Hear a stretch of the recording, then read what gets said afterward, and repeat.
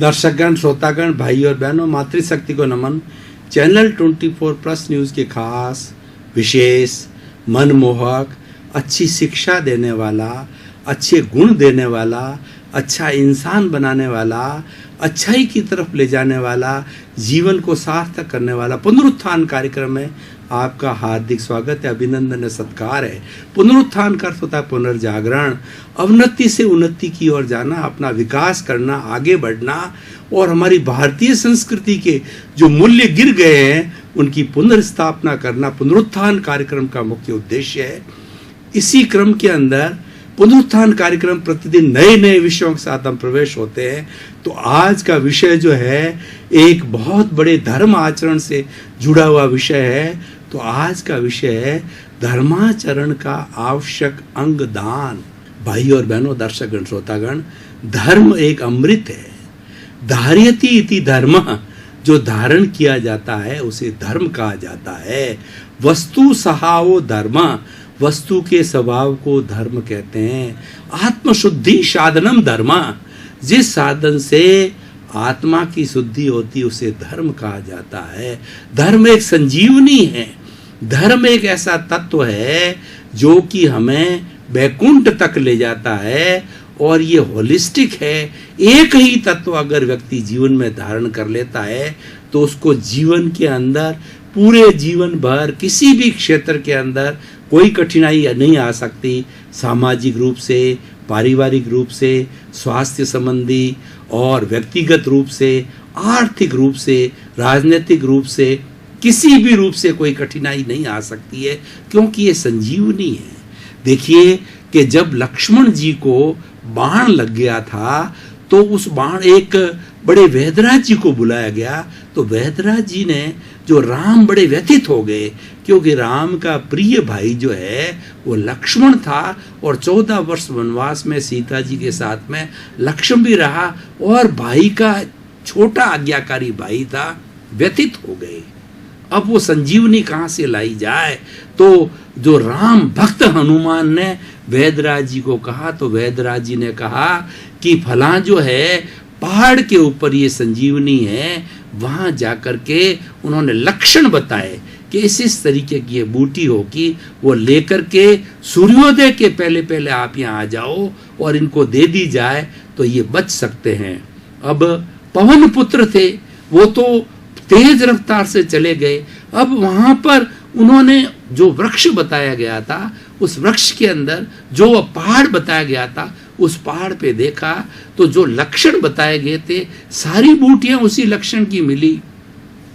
तो बड़े कंफ्यूज हो गए कि अब कौन सी को ले जाऊं, और कहीं समय बहुत थोड़ा है, वापस आना पड़ेगा, जब तक तो बहुत मुश्किल हो जाएगी। तो उन्होंने पूरे पहाड़ को उठा दिया, क्योंकि जो राम भक्त हनुमान है वो संकट मोचन है, वो महावीर है, वो महाबली है। उठा के लाए, संजीवनी वेदराज जी ने समय से पहले उनको दी और राम का और दूसरा जो लक्ष्मण को जो बाण लगा था उससे औषधि से वो ठीक हो गए। ऐसी संजीवनी है जो कि मृत को जीवित कर देती है।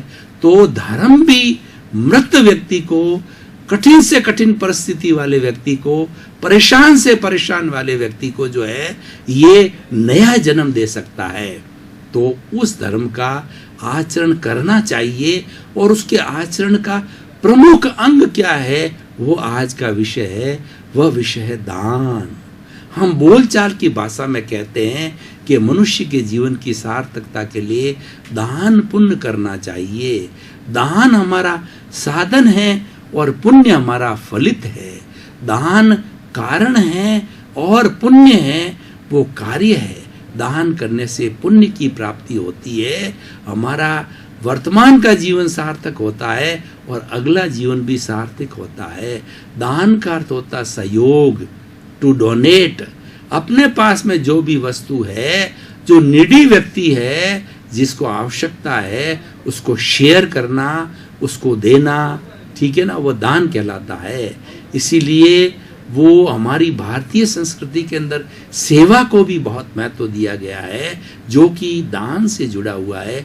सेवा भी 3 तरह की कही जाती है, तन की सेवा, मन की सेवा और धन की सेवा। तन की सेवा का मतलब है कि व्यक्ति के पास में धन नहीं है और वो सेवा करना चाहता है, तो समाज ने एक जो सिस्टम बनाया कि आप व्यक्तिगत रूप से प्रेजेंट रह के जिस संस्था में आपकी रुचि है उसमें मानद सेवा जितनी चाहो देव आपके सेवा के खाते में जाएगा। वो निस्वार्थ सेवा होनी चाहिए, वो पेड सेवा नहीं होनी चाहिए। पेड सेवा होती है वो स्वार्थ की सेवा होती है।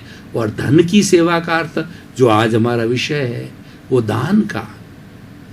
किसी के पास में धन है तो वो लूले, लंगड़े, अपाहिज, अनाथ, विधवा, परित्यक्ता और जो हमारे इस बधिर और गूंगे, ऐसे उन लोगों के लिए जो कि असहाय है, जिनको की सहयोग की सहायता होती है, उनको वो दान करना चाहिए। वो उस पैसे का सदुपयोग है। व्यक्ति के पास पैसा होता है लेकिन उसके विवेक होना चाहिए, उसके बुद्धि होनी चाहिए कि मैं पैसे का उपयोग क्या कैसे करूं। पैसे का सबसे बेस्ट उपयोग है वो दान करना। टू डोनेट जो है वो पैसे का सबसे बड़ा सदुपयोग है। हमारी भारतीय संस्कृति के अंदर मुख्य रूप से 3 बड़े दान आते हैं। पहला दान है संयति दान। हमारे समाज के अंदर ऐसे ऐसे ज्ञानी पुरुष है, ऐसे ऐसे गुरु लोग हैं, ऐसे आचार्य है, ऐसे साधु महात्मा हैं, ऐसे ऋषि मुनि हैं जो कि जिन्होंने ग्रस्त को त्याग कर रखा है, जो कंचन कामिनी से दूर है। उनके घर नहीं, उनके रसोई नहीं, उनके संबंध नहीं, वो साधु कहलाता है। लेकिन शरीरधारी है, तो शरीरधारी होने के लिए उनको रोटी भी चाहिए, कपड़ा भी चाहिए, रुकने के लिए स्थान भी चाहिए। इसलिए हमारी भारतीय संस्कृति के अंदर 9 पुण्य माने गए हैं। ऐसे शुद्ध व्यक्ति को जो कि दुरुपयोग नहीं करता, रियल दृष्टि के अंदर जो है महात्मा है। भगोड़े की मैं बात नहीं करता, मठाधीश की बात नहीं करता कि वो कंचन कामिनी रखते हैं। और मठों के बड़े बड़े जो मालिक हैं तो वो तो ग्रस्त से वो तो ऐश आराम करते हैं, वो साधु का रूप नहीं है, वो ऋषि नहीं है। तो इसीलिए मैं उनकी बात नहीं कर रहा हूँ, संयति की बात कर रहा हूँ। जो कि शुद्ध रूप से हैं, उनको अन्न पुण्य, पान पुण्य, लयन पुण्य, शयन पुण्य, मन पुण्य, वचन पुण्य, काया पुण्य और नमस्कार पुण्य, 9 तरह का जो उनको हम सहयोग करते हैं तो वो हमारे पुण्य के खाते के अंदर जाता है। और पुण्य है व्यक्ति को अच्छा बनाता है, पुण्य व्यक्ति को धन्य बनाता है, पुण्य व्यक्ति के जीवन को एक सहूलियत का बनाता है और वह व्यक्ति सार्थक हो जाता है, सोशल स्टेटस का होता है और सारा काम अच्छी तरीके से चलता है उसका। तो इसीलिए संयति दान। दूसरा दान होता है ज्ञान दान। ज्ञान दान महादान। वैसे नॉर्मल केस के अंदर किसी व्यक्ति को पढ़ाना, उसको शिक्षा देना, उसकी जो स्कूलिंग की पूरी करना, कॉलेज की पढ़ाई करना, यह भी एक ज्ञान दान है। लेकिन उच्च ज्ञान दान वह होता है जो किसी व्यक्ति को आत्मा से जोड़े, किसी व्यक्ति का वर्तमान भव और अगला भव सुधारे, यानी उसको सम्यक दर्शन देवे, उसको राइट विजन देवे, उसको राइट फेथ दिया जाए। तो ऐसे रास्ते पर लाने के लिए जो दान दिया जाता है वह उच्च ज्ञान होता है और वह ज्ञान देने वाला धन्य होता है। वह उपदेश के द्वारा दिया जा सकता है। हमारी संस्कृति के अच्छे अच्छे मूल्य हैं, उन मूल्यों के बारे में बता के दिया जा सकता है। सत्संग के द्वारा दिया जा सकता है, संगीत के द्वारा हो सकता है, वाचन के द्वारा हो सकता है, भजन के द्वारा हो सकता है। तो मैं अभी जैसे आपको जो है ये सारा आत्मा से संबंधी जुड़ी बातें और दान की बात बताऊं, धर्माचरण की बात कर रहा हूं, यह भी एक सत्संग है, ये ज्ञान दान है।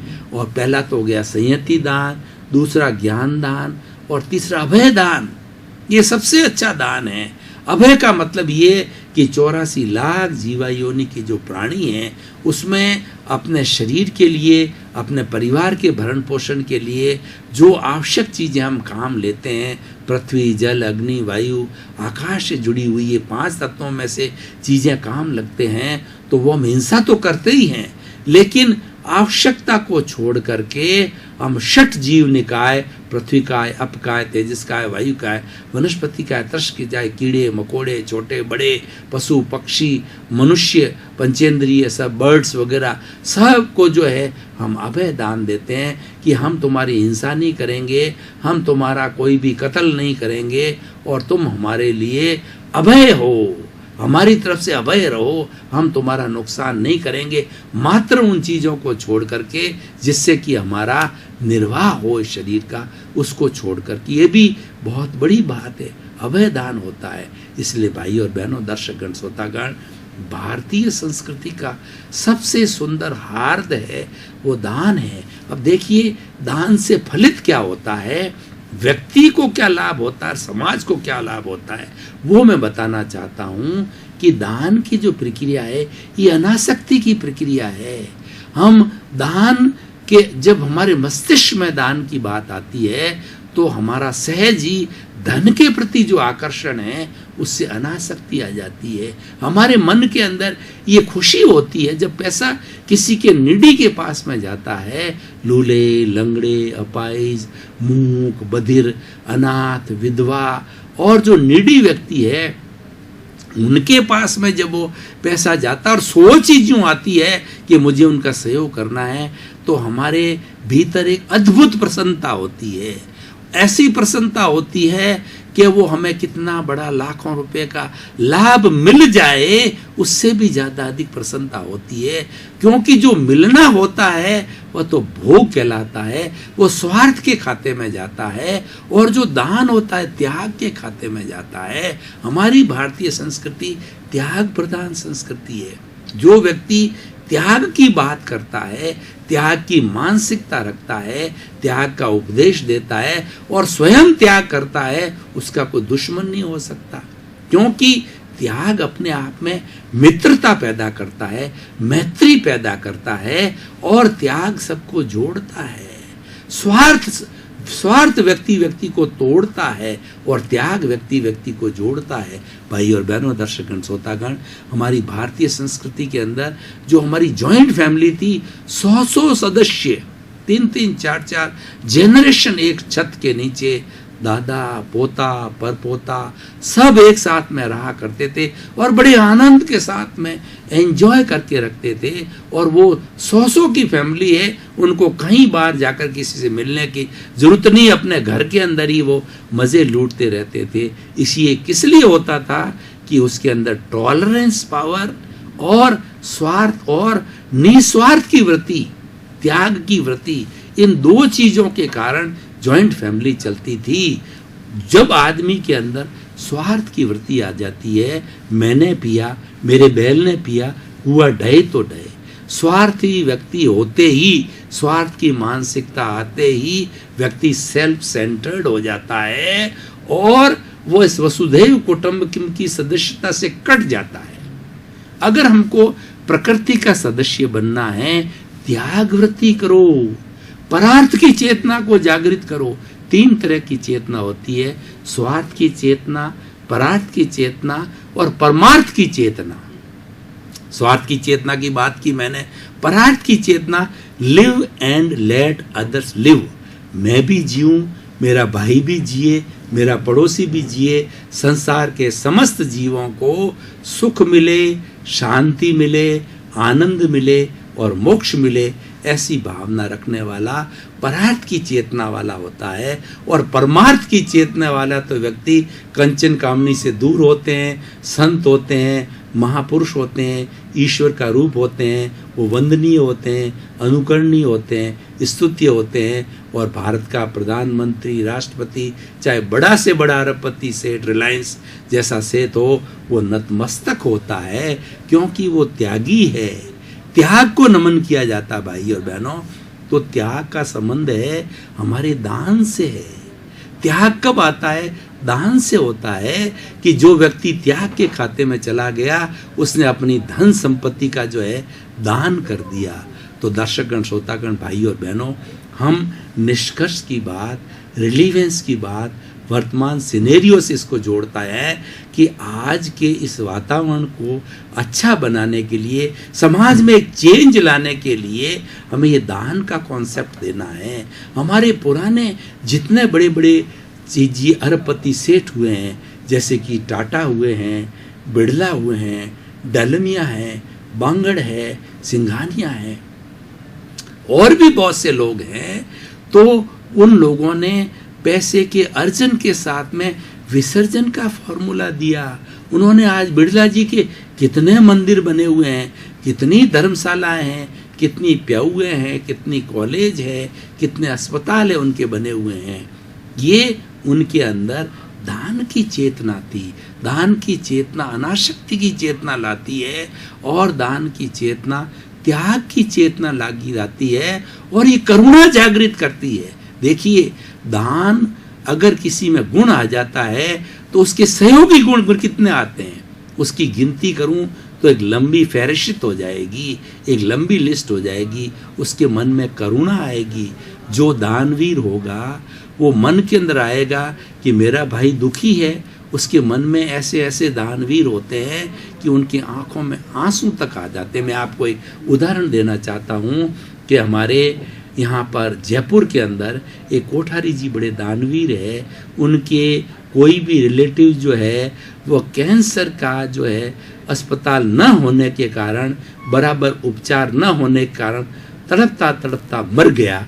तो उसके मन के अंदर बहुत बड़ी कुंठा जागृत हुई, और वो द्रवित हो गए, और वो करुणा से भर गए, और उन्होंने कोठारी हॉस्पिटल, जो अपने बहुत माना हुआ कैंसर हॉस्पिटल है जयपुर में, उन्होंने बनाया। संतोष बा दुर्लभ जी ने बहुत बड़ा हॉस्पिटल बना रखा है। ऐसे ऐसे महापुरुषों की घटना है जो कि शिक्षा नहीं ले पाए, और शिक्षा के अभाव के अंदर उनकी अनुभूति हुई। उन्होंने स्कूलें, कॉलेज, यूनिवर्सिटियाँ, विश्वविद्यालय और चैरिटेबल ट्रस्ट बनाए। ये सब दान के अंग है। इसीलिए आज का ये विषय लिया गया है कि धर्माचरण का आवश्यक अंग है, दान है। और ये स्कूलों के अंदर स्पिरिट जो है, ये प्रारंभ से ही माँ बच्चे की पाठशाला होती है। तो माँ को जो है अपने बच्चों को शिक्षा देनी चाहिए कि यार घर के अंदर जितने सदस्य है, बच्चा ये रूठ जाए कि नहीं, अच्छी से अच्छी चीज़ तो मैं ही खाऊंगा, मैं किसी दूसरे को हिस्सा नहीं दूंगा, बांट के नहीं खाऊंगा, तो उसको शिक्षा दी जानी चाहिए। ये भी एक दान का प्रकार है कि हमारे यहाँ 5 अच्छी चीज़ है और खाने वाले 10 लोग हैं, तो उसके 10 पाँति की जाए। पुराने ज़माने के अंदर ये सबसे बड़ा सुंदर सिस्टम था कि जितनी चीज़ आती थी हर एक को बराबर मिले, उसकी पाँति की जाती थी। और ये ऐसा सुंदर सिस्टम हमारी भारतीय संस्कृति की पारिवारिक के अंदर है। 5 बेटे हैं, 5 को समान मिले। जो माता पिता का धन है उसके 5 हिस्से करो। 5 मकान है, एक एक मकान सबको इसकी पाँति की जाए। ये पाँति का सिस्टम ऐसा सुंदर सिस्टम है कि किसी के मन के अंदर किसी तरह का उद्वेग पैदा नहीं करता, दुख पैदा नहीं करता, बल्कि वो प्रसन्न रहता है कि जिस घर के अंदर जन्म लिया है तो मुझे मेरा ड्यू शेयर है वो अवश्य मिलेगा। प्रॉब्लम कहाँ हो जाती है कि कोई व्यक्ति स्वार्थी हो जाता है, वो लॉइन शेयर लेना चाहता है कि ज़्यादातर मैं ले लूँ, पैसे दबा लेता है, धौंस पट्टी करता है, छोटे भाई का ध्यान नहीं रखता, और सब कुछ वो स्वयं हड़पना चाहता है। वहाँ पर ये सारा जो है प्रॉब्लम खड़ी होती है। उस प्रॉब्लम की स्थिति का सॉल्यूशन है कि दान जो है चैरिटी को दिया जाए। आज हमारी सरकार जितना कार्य कर रही है, रोटी, कपड़ा, मकान, शिक्षा, चिकित्सा का जितना जो ध्यान है, हमारे कॉन्स्टिट्यूशन के अंदर बेसिक सुविधा के लिए व्यक्ति को मुफ्त पानी मिले, मुफ्त हवा मिले, शिक्षा हो और व्यक्ति को रहने के लिए स्थान मिले, सरकार कर रही है। लेकिन कितने कितने एनजीओ है, कितने कितने चैरिटेबल ट्रस्ट है कि वह भी ऐसे काम करते हैं। बहुत से चैरिटेबल ट्रस्ट है, सर्दी कड़कड़ाके की सर्दी पड़ रही है, वो हजारों लाखों कंबल गांव-गांव जाकर के रैन बसेरों में जाकर के बांटते हैं। और वो जो है वो कई जगह के रैन बसेरे बनाते हैं कि कि मेरा भाई फुटपाथ पे बैठा बैठा, फुटपाथ पे सोता सोता सर्दी के अंदर अकड़ के मर जाएगा, उसके लिए उसको राहत देने के लिए रैन बसेरे बताए जाते हैं। भाई और बहनों, दर्शकगण, श्रोतागण, मैं एक जोधपुर का आपको एग्जाम्पल देता हूँ कि हमारे रुणीचा है, रामदेवरा मंदिर है, वहाँ बाबा रामदेव जी जो है वो हिंदू मुसलमान दोनों के लिए समान रूप से वो वंदनीय है, पूजनीय है। तो वहाँ पूरा हिंदुस्तान वहाँ आता है और सावन भादों के महीने के अंदर लाखों लोग वहाँ पर इकट्ठा होकर के और अपने ईश्वर की, बाबा रामदेव की वो स्तुति करते हैं। तो मेरा मकान भगत की कोठी एक्सटेंशन में है, तो मैं देखता हूँ कि वहाँ वो गुजरात साइड से रेले के रेले कीड़ी नगरे की तरह, मतलब लोग इतने जाते हैं 24 आवर्स, जैसे कि चींटियों का नगरा कैसे चलता है, 24 आवर्स लोग जो है बाबा के जाते रहते हैं। और देखिए कितनी सुंदर व्यवस्था है। वह व्यक्ति गुजरात से निकला है, रुणीचा पहुंचेगा, तब तक उसको हर जो है 2-5 किलोमीटर के ऊपर भोजन की व्यवस्था मिलेगी, पानी की व्यवस्था मिलेगी, नाश्ते की व्यवस्था मिलेगी, सोने की व्यवस्था मिलेगी। देखिए ये सब बाबे का पुण्य प्रताप है। भाई और बहनों, दर्शकगण, श्रोतागण, आपका बहुत बहुत धन्यवाद। पुनरुत्थान कार्यक्रम को बड़े आनंद से और चाव के साथ में आप एक सत्संग के रूप में रोज सुनते हो, क्योंकि पुनरुत्थान कार्यक्रम का हमारा उद्देश्य सर्वोदय का है। हमारा उद्देश्य इस हमारे जो सामाजिक जो परिकर के अंदर परिवर्तन लाना है, हृदय परिवर्तन करना है, अच्छा इंसान बनाना है। सर्वे भवन्तु सुखिनः, सर्वे भवन्तु निरामया, जगत कल्याण हो, जय जगत हो, आपका जीवन मंगलमय हो, आनंदमय हो, सुखमय हो, आपके प्रति मंगल भाव।